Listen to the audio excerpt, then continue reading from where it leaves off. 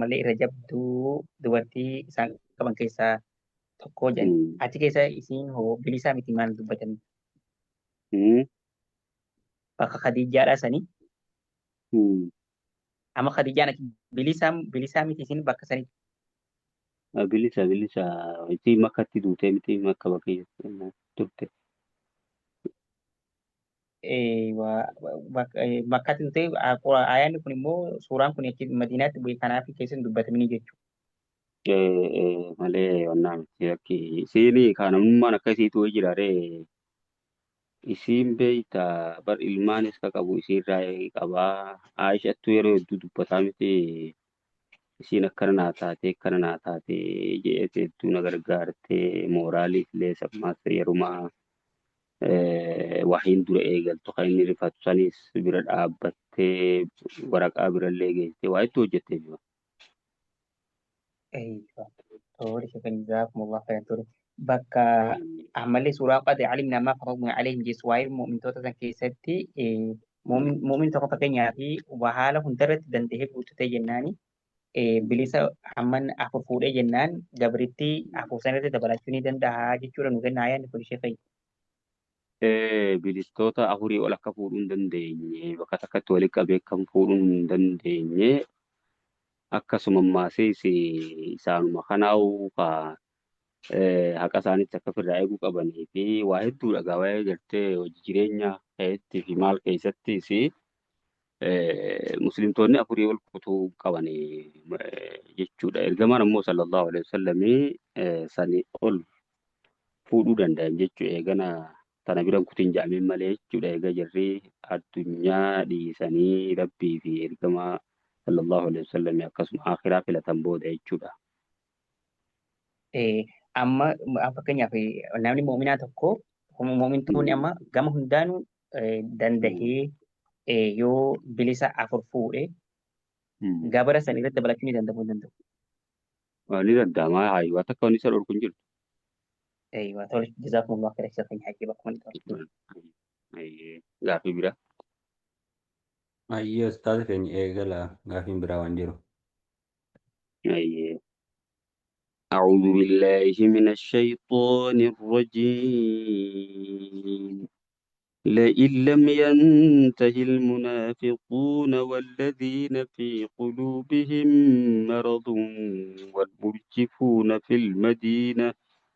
والمرجفون في المدينة لنغرينك بهم ثم لا يجاورونك فيها إلا قليلا ملعونين أينما ثقفوا أخذوا وقتلوا تقتيلا سنة الله في الذين خلوا من قبل ولن تجد لسنة الله تبديلا إن شاء الله درسي تفسير سورة الأحزاب آية جاتم فراي قال أكن جاء ربي سبحانه وتعالى لئن لم ينتهي المنافقون منافقون يركموا باتا والذين في قلوبهم مرض ور قلبي ساني خيست دكبن جرو شكين جرو أيه جاللتي غرتي غازينات أوري جرو سن يركموا باتا جيتشو ور دبرتوتا خرباني ركسن سن جيتشو والمرجفون في المدينة ور مدينة جيك أنسن warreen madiinaa keessatti olola sobaa oofan sun jechaadha. Yoo dhorkamuu baatan amma ololli isaan oofan waraanni tokko yookiin waraanni muslimaa tokko ka'ee biyya takka dhaqee aduwwiidhaan lole informeeshina sirrii odoon arkanne akkanumatti ummanni muslimtootaa waraanni sun ni dhume ni injifatame.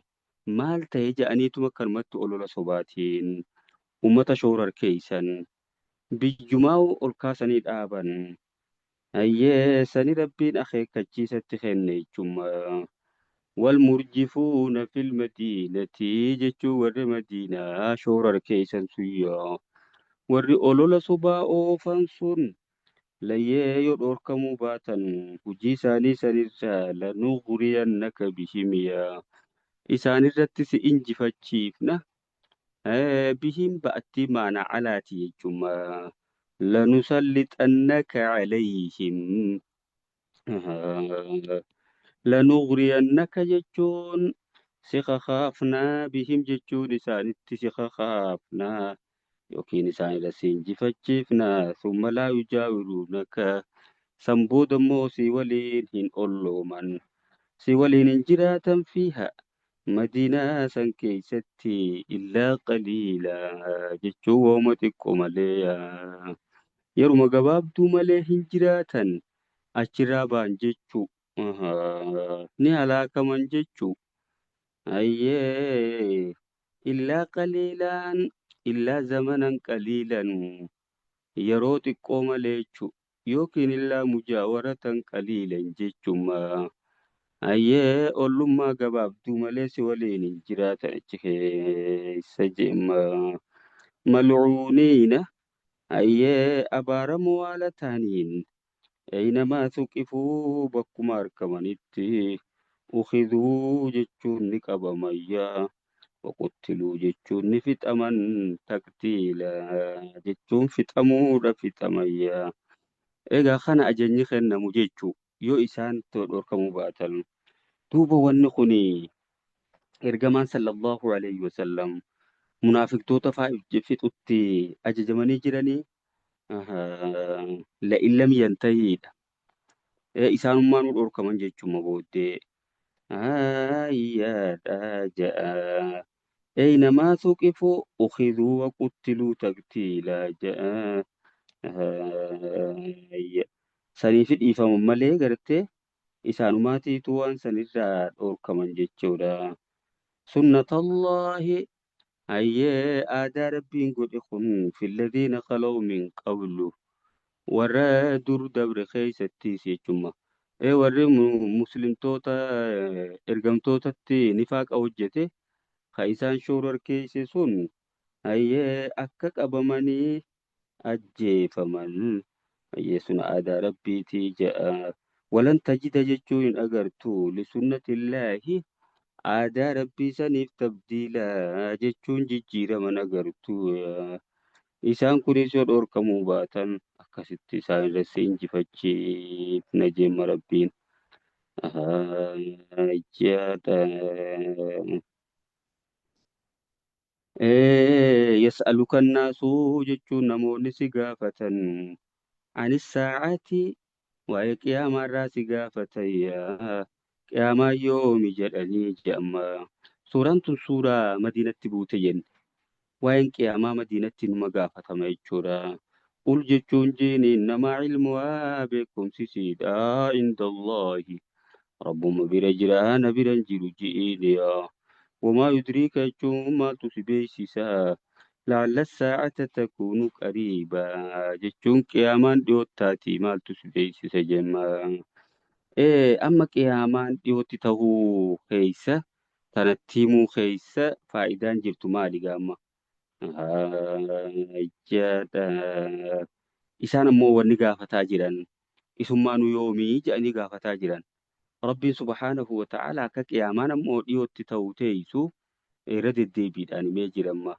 اقتربت الساعة وانشق القمر جاء أتى أمر الله فلا تستعجلوه جأمة جاء دوب إسيني ديوتي تاتي يوتي من خنانا مغرتي مال فايدان إسان أرغتم مالي إسان وني بربادو جرم بري إرغما صلى الله عليه وسلم خجيب سيسو غابتم مالي إذا فيدمو في متيجر إن الله كنو غافا إسين دفت مالك إسان تان خانتي موتو رجيمات أما قيامان أما تهوديمتي جاني خانتي موتو غافا إسين دفت خانا إن الله يجون دقمت ربي لعن الكافرين كافر توتا أباري جرا وعد لهم جتشون إساني فنك أبهيسي سعيرا جتشوني بالتشدمات جمع خالدين فيها achi keessatti waaroo haala ta'aniin jiraatu abadan jechuun hoggayyuu laa yajiduuna hin argatan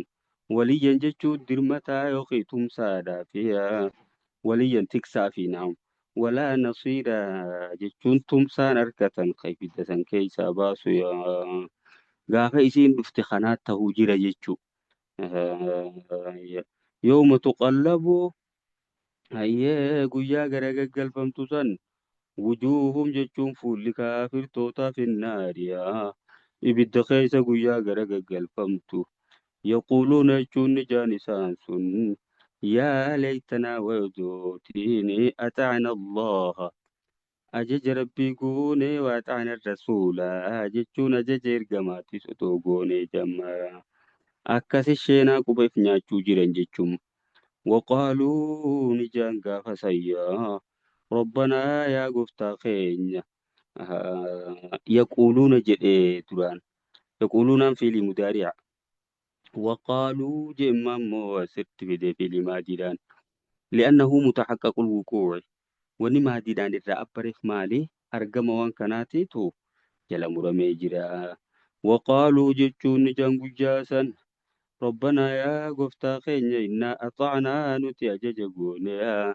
سادتنا جتشون قفتو لتين أيه وقنتو خين في وكبراءنا gurguddoota keenya manguddoota keenya ajaja isaanii gooneeya fa'adalluuna sabiilaa jechuun karaa nu dogoggorsiisan siraaxal mustaqiim karaa diriiraa dhugaa san nu dogoggorsiisan ayyee rabbanaa yaa gooftaa keenya aatihim jechuun isaan saniif kennii dicfayni min alcadaabiya dachaa lama cadaabarraa yaa rabbi kenniifi عذابا نتك خيس جرو خنا لما تقول يجو عذاب الدنيا تيخ آخرة جيو وركز جوجرا كرو موخن أتش خيس تبركهن جامو يوم تقلب وجوه جئ للام ضعفين من العذاب والعنهم جيو يا ربي سان أباريا لعنا كبيرا جيون أبار سهدو أبار سقودا أكس جان جيتشو يا أيها الذين آمنوا يا ورينا من تنمو لا تكونوا تينا كالذين آذوا موسى أكور موسى الرب سنيسن كالذين آذوا موسى أكور موسى ركسني سنين تينا إسنيس إرقما ركسوا دايا فبرأه الله خير ربي سكل كل ليس مما قالوا وانسان جانين سنرا خير ربي كل ليس موسى سيئا وكان يجون تيني عند الله ربي برتي وجيها جتشون خدرجاك أبوتي خسدركاك أبوتي جتشو أي خب جماعتي موسى خنا مالين الربسن ونرك سنين وايدود سن كيسا أدراك أبا كل جداني تيتو أي إيتك أبا عيبي إذنك أبا saniif kophaa dhiqataa jaanii namalaa. Nabiyyillahi Muusaan kun hedduu gartee nama saalfatuu jaan. Isaan ammoo uummanni sun hin saalfatan bakkuma takkatti gartee qaamas dhiqatan. Dirruma keessa dhaabbatanii qaama qullaa. Ayyee kanammoo inni bakka kophaa dhaqee dhiqata. Bar rakkina qabaa saniif kophatti deemaa jaan. Rabbiin isa qulqulleessuudhaaf guyyaa tokko kuma dhaqee dhiqatu eegaletti uffata firraa baasee dhagaan inni uffatarra kaayate sun ka'ee deeme yan. Ayyee dhagaa da'soo bii hajaru jecha jala deeme yan. Yaa dhagaa uffata kiyya naa gadhiise. Akkasitti dhawee dhagaa san jechuu dhaabbatuu dinnaan bakka torba dirmamuu qabaa jee Abii Hureyraan. Kana gaa ergamaa irraa sallallahu alaihi wasallam dhagaa malee kanatti hin fidu. Akkasitti isaanii wal ga'ee jiru. Muusaatti geessee qulqulluu ta'uusaa harkan jechuudha. Fayyaa qabaachuusaa harkan akkasiin rabbiin isa qulqulleessee jedha. Sana qofaa miti maasees. Qaaruuninis abbaa qabeenyaa ta'ee isarratti warreen sagaggaaltota dubartoota sagaggaaltota adda addaa kakaasuu ture. Intala takkaan amma dubartoota fa'aa irratti haasayan. Intala takka immoo wayinsii kafalaati. Bakka inni uummata gorsutti yeroo inni waa'ee zinaadhaa kana dubbate Muusaa odoo sillee taatee moo ji'i anatti kunoo badii hojjettee jirta ji'i achirratti wayiin sii kennaa je'een. Kanamma Muusaan gorsuu eegalee zinaanis haraami zinatti hin dhiyaatina maal dhugaa inni jiru Muusaa odoo sillee taatee moo je'een. Maaliif akkana jette kunoo bar intalti tuni isaatiitu badii natti hojjete maal maal jette jette lakki an ergamaa rabbiitu badii natti hojjete hin jedhu hin jirtu wanni kanaati wayiin sii kafala akkas jiinaan naan je'ee ifumaa je'e malee ani waa takka wanni badiin isaan natti hojjetan hin jiru jettee garagalte jechuudha. Akka isa obaasanitti intaltinis nagaa baate qaaruunii fi ayyee qabeenyi isaa immoo walumaanuu lafti kutamtee ni kute jechaadha.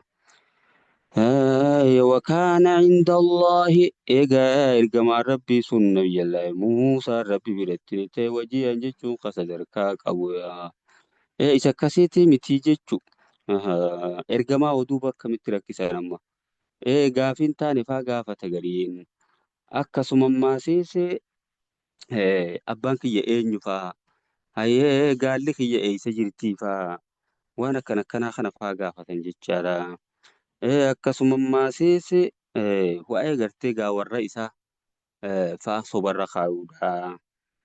Maqaa xureessu'u waan akkas akkasiisan jechaadha.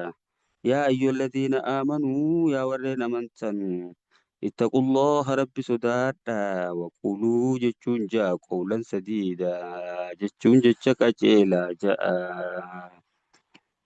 Jecha sirriidhaa dubbadha waan hin taane hin dubbatinaadha yuslih lakum rabbiin isiniif tolcha amaalakum yaa hujii keeysan wayaghfir lakum dhunuubakum balleeysaa teeysan illee isiniif araaramaa ومن يطع الله ورسوله نمر ربي في إرجما أجج قديا فقد فاز فوزا عظيما جتون دقمت ملكي قد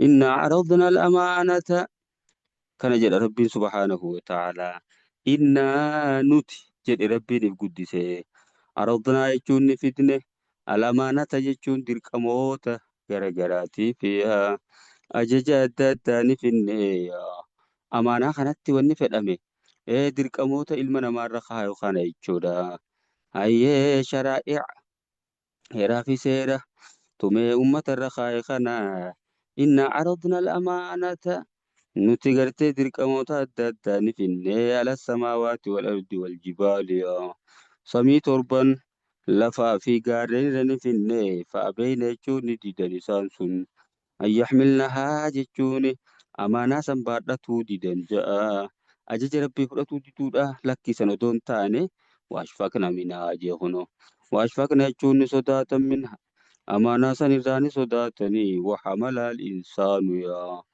ilmi namaa ammoo ofirratti fuudhe amaanuma sanuuni baadhate aadam yaa innahu kaana jechuun dhugumatti ta'e ilmi namaa sun zaluuman hayyee lubbuu isaa akka miidhaa jahuula jechuun wallaalaa ta'e ja'a fageessee yaadu jechu hayyee tanuma yeroo sanii itti mul'ata malee dheereessee fageessee dura laalle kasifirra fuudhee ja'a barga jahuulan wallaalaa jechuun aqibaa amri isaan beeku jechaadha.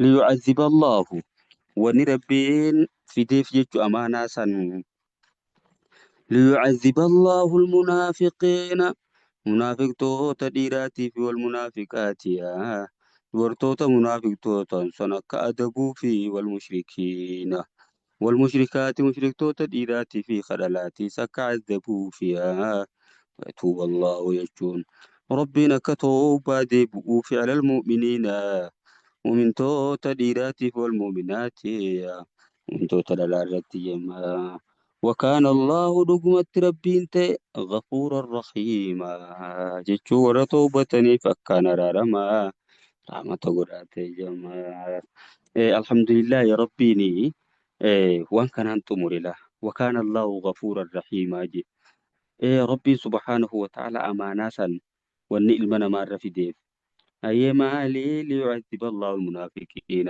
إذا أمانا خنا قوتو في قوتو أبو الآني نمني أدبها يجو خنا مغرتيغا امتحان فتنان جيجو دا وري غرتي أماناسا نقوتين munaafiqtootaa fi mushriktoota ni adabamu. Warri immoo amaanaa san guutan yookiin hanquma danda'an irraa hojjetanii ishii keessatti illee hanqina kan qabaatan akka rabbiin tawbaa irratti deebi'uuf hin muumintoota gaa'e. Rabbiin araaramni isaa bal'aa. Hayyee rahmanni isaatis muumintootaaf warreen tawbatan saniif bal'aadha. Dandeettii rabbiitiin tafsiira suuratul ahzaab asitti raawwanne. Kanatti aansuudhaan ammoo suuratu saba'iin boqonnaa saba'i jechuu. Haadihi suuratu suuraa makkiyyaa. Suuraan tun makkatti buute bismillaahi irrahmaani irrahiim jenneetti qaraana. Alhamdulillaahi faaruun guutuu ta'e. Alhamdulillaahi jechuun faaruun hundinuu lillaahi rabbumaaf. Rabbiif taala. Alladhii lahu maa fi samaawaati wa maa fil ardi. Isa wanni samii torbanii fi lafa keessaa hundi uumama isaa taate. Sanii fi walahul hamdu jechuun faaruun guutuun ammaasisumaaf. Fil aakhiratiin akhiraa keessatti jechuun addunyaa fi akhirattis kafaaruu akka godhatu isumaa. Wahuwal hakiimul khabiir jechuun inni ogeessa keessa beekaadha. Yaalamu jechuun ni beeka inni maa yaliju fil ardi jechuun waan lafa keessa gasseenu ni beeka. Egaa bishaan roobaatii fi firii namni facaasuu fi wantoota baay'ee dhagaa wanni lafa keessa gasseenu. Wamaa yakhruju minhaa waan lafa tanarraa bahuus ni beeka. Biqiltuu as keessaa biqiltuus ni beeka. Bishaan kana keessaa burquu fi aara garagaraatiis hundumaafuu. Wamaa yanzilu minas samaa waan samiirraa gabbuus ni beeka. Waxii roobaa wantoota garagaraa. Wamaa yaaruju fi waan samii keessa ol ba'uus ni beeka. Asii ol deemtu dalagaa gabrootaatiif. Akkasumas wantoota garagaraa. Wahuwa rahiimul ghafuur jechuun inni muumintootaaf rahmata godha. Araaramaadha. Waqaala alladhiina kafaruu warreen kafran ni jaanamu laa taatiina saa'atu qiyaamaan nutti hin dhuftu jaaniin jirtu jechuudha. Mormiif jaanii qul jechuun jiin isaanuma saniin. Balaa jechuun leeysa amru kamaa za'amtum. Dubbiin akka isin sobaan jettan sanii miti. Warabbii gooftaa kiyyaan isin kakadhaa lataatiyannakum. Isinitti ni dhufti taatee ni dhufti. Caalimil ghaybii. Rabbii waan fagoodhaa beeku saniin isinii kakadhaa. Caalimil ghaybiin warabbii sanii waliin deemala. Laa ya'zubu anhu isarraan fagaatu isarraan dhokatu mithqaalu zarratiin. Madaalli atamiidha. Maqiyyee gartee hanqi mixii diimtuudha. Samaawaati walaa fil ardi. Samii torbanii fi lafa keessatti illee. Walaa asgharu min dhaalika. Sanirra xiqqaalleen jechuun misqaala zarraa sanirra wanni xiqqaalleen isarraan dhokattu. Walaa akbaru jechuun tasanirra guddoolleen. Hinaftuu illaa fi kitaabin mubiin jechuun galmee waan hunda ibsu san keessa jiraattu malee. Kitaaba ifa ta'ee waan hunda ibsu lawal mahfuuz keessa jiraattu malee naftu jechaadha. Beekumsa rabbii keessa jirti jechuma. Liyajziya jechuun وإنما تأتي وندفتو قيامان سويا ليجزي الذين آمنوا أكا قلت قلشوف ربين ورين أمنني وعملوا الصالحات دلقا هدا قاري وجتن سني وكا قلت قلشوف أولئك إسان كسيسا لهم إساني تاتو مغفرة ججون أرارمني في ورزق كريم ججون قنام بريدان جنن سن إسانيف تاتودا والذين سعوا نمني بكلمة الدبا قال والذين سعوا ججو ورج الراكن ورتيمن في آياتنا يجون كيتو تخين كيستي ورج الراكن بلي سوفهم ayyee ayatoota rabbii san balleessuudhaaf warri gartee deeman mucaajiziina nu dadhabsiisoo haala ta'aniin akka isaaniitti mucaajiziina jechuun nu duraa bahoo akka isaaniititti waan nu duraa baaniitti qayf yaadayyaa ulaa'ika isaan akkasii sallahum isaanii taadha adaabuun adabni min rijzin aliim jechuun gosa azaaba laaleysaa irraa ta'e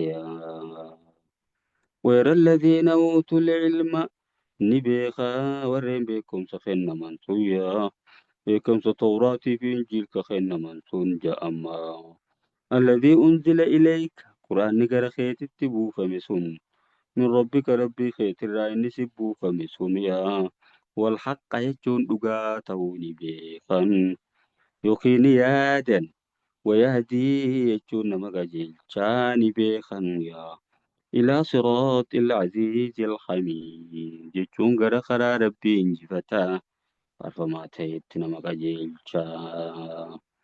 سني بيخان وقال الذين كفروا دقمت ورين كفر النجان هيا استيزاء بجيتش برامك إشنادا أشوفا هل ندلكم ما يسن كجيلتنو جاولين على رجل ينبئكم قربا إسني أديسو يوكي قربا إسني همرت إرقما بانا صلى الله عليه وسلم إذا مزقتم وقا چرمتن كل ممزق چرمن سقوتو چرمتني بجي وقا تهاتيا إنكم لفي خلق جديد يجون سن أوما هارو خيستاتو خيسني أديسو